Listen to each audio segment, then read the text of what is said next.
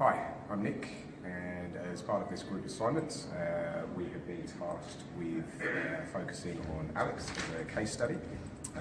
So as PE teachers at Eeh103 College, Alex is a 13-year-old student, and after fitness testing of our Year 8 students, we were able to determine some cause for concern in Alex's fitness levels. So firstly, a bit of an introduction to Alex. Alex lives in Craigieburn with his mother and his sister.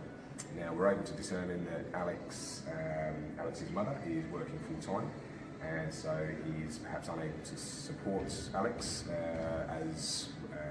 to the levels that we would hope, with both socially and academically. As a result, Alex has led to leading quite a sedentary lifestyle. He enjoys online gaming, and levels of screen time are perhaps a lot more than we would want them to be. So as part of this task, we are planning to design a PE session for Alex and the rest of the class, but a primary target of that class will be targeting fitness levels over a prescribed period of time. So as part of the first session, we will introduce this to the students through a number of activities. Everybody, my name is Raymond, and I'll be taking you through the fitness test that Alex underwent. So the first one was a BMI, or body mass index, and this is a measure of height to weight ratio. And the second test was a pacer test. So this tests aerobic capacity, so the ability of the body to use oxygen and deliver it to the working muscles. So we're going to take a look at Alex's results. So the first was BMI, as I mentioned, and he scored a 28. And what this means is, according to the ACSM guidelines, he's classified as overweight. And the reason why this is alarming is because studies have shown that people who are young and have high BMI tend to carry it into adulthood. And this is shown to be associated with diseases and mortality morbidity, such as cardiovascular disease, sarcopenia, osteoporosis, and just reduced quality of life. The second one was the pacer test, or the beep test, 43 labs. According to LeBlanc 2016, which was a study involving 1.2 million US kids, and they established norms, he is classified as below average. So if you combine the pacer test with the BMI, he's got low aerobic capacity and he's overweight. So these two things compound, and this will increase his chance of carrying it into adulthood. And then from the pacer test, there is an equation you can use using Ransbottom, and you can work out his VO2 max according to his pacer test result. And VO2 max is basically his ability to uptake oxygen and use it, and it's more of a measure of his body weight. So it sort of incorporates both things together. And his score was just about 30, which is low. So he's got low cardio strength, he's overweight, and we just want to improve his aerobic capacity. So are these tests a good measure? Are they useful? Can we justify these? You could argue that maybe there are more accurate tests, such as skin folds, maybe like a submax test, things like that. But these are very cost effective and practical, and they're used in studies around the world. So you can get a result, you can compare it to studies, and on top of that, the norms are well established. Like I said, this reference here had over 1 million subjects in that study.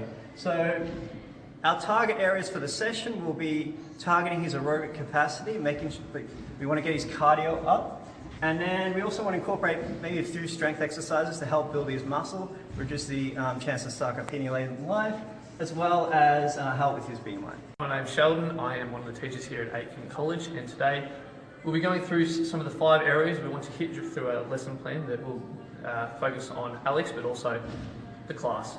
The first step today will be the social aspect, because as we've said, that Alex says he doesn't like physical activity. And when you don't like physical activity, it's very hard to just go out and go, here, hit your aerobic capacity. So we've incorporated a social aspect to it. In this social aspect, during our warm-up and all the activities, we'll be having a fun environment where he'll be with his friends and creating an environment where he uses the imagination to different elements of the lesson. In the participation, we want him to get him involved.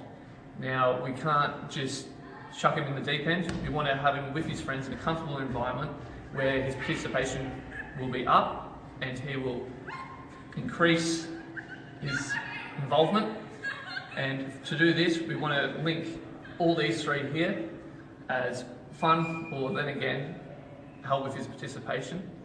Fun things that we want to do today is make it more Alex orientated with the words we use. So, for example, during our warm-up, we'll be talking about a modified gauntlet. Now in this modified gauntlet, you'll have a different type of rule or terminology where the balls will no longer be the balls that we're used to. They will be called missiles or bullets. This will again incorporate something that Alex is good at home, and he does a lot of video games, and hopefully makes it a bit more of a fun atmosphere for him and that he can tag along with and participate in. Also in this area we'd like to hit cardiovascular. The cardiovascular is to be improved here because his aerobic capacity is low, as Raymond has touched on beforehand.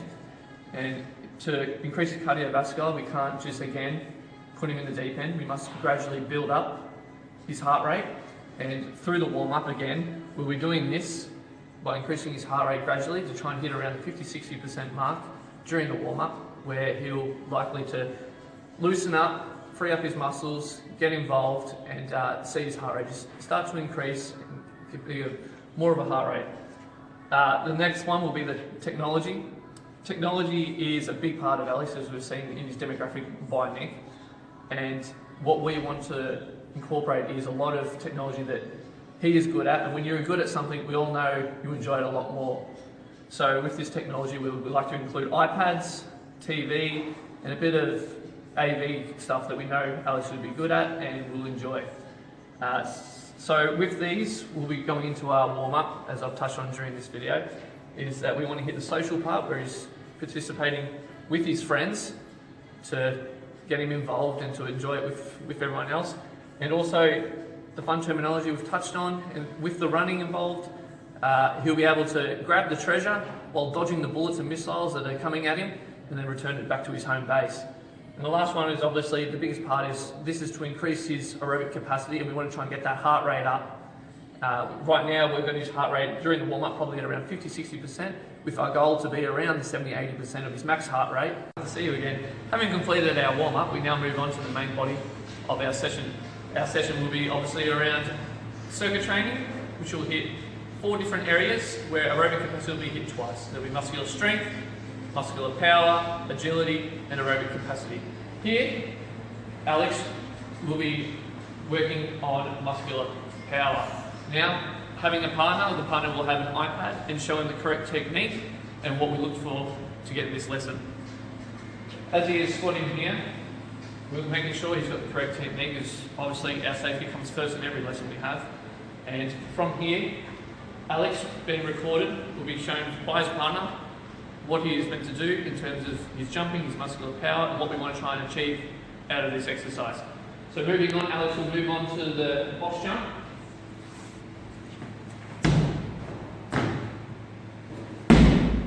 Here, Alex is using his muscular power and being explosive.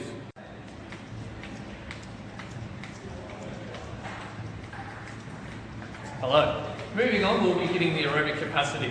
Now, in this certain exercise, we'll be looking to increase the heart rate again, and hopefully trying to get up to about 70-80% of the max heart rate. To make it more fun and enjoyable for the students, and particularly Alex, we'll be incorporating the TV.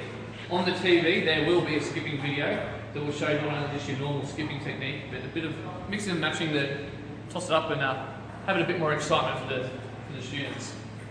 Through this, we want to make sure that he's also enjoying his time there, and obviously that's one of the key things we want to incorporate here, is that he's enjoying it and having a social time with his friends, a good time, but also making sure he's doing the correct activity and building that heart rate.